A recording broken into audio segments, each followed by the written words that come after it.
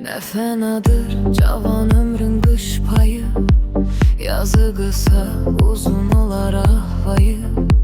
Bir seherin şeyhi kadar ömrü var, İsraf edip insan ömrü havayı.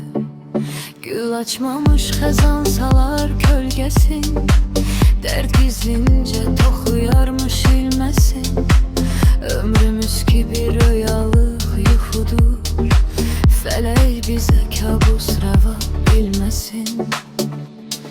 Dağlar belə eylermiş zamana, kim güvener?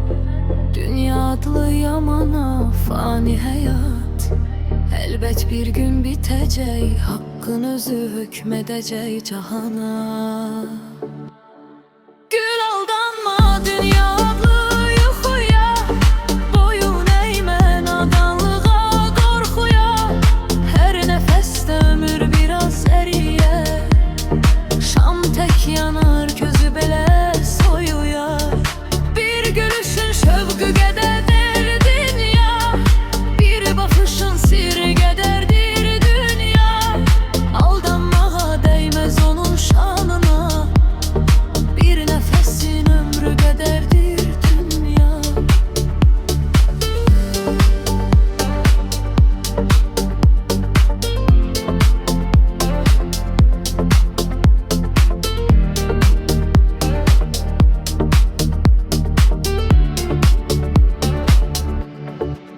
Gül itirme merhameti, zahmeti ele yaşa eşitmesen. Töhmeti dualardan üzülmesin, erlerin tükenmezdir ilahinin rahmeti. Dağlar belə eylermiş zamana, kim güvener? Dünya adlı yamana, fani hayat elbet bir gün bitecek, hakkın özü hükmedecek cahana. Gül aldanma dünyaya adlı yuxuya, boyun eğme nadanlığa, korkuya. Her nefeste ömür biraz eriyer, şam tek yanar közü belə soyuyar. Bir gülüşün şövqü qədərdir dünya, bir baxışın sirri qədərdir dünya.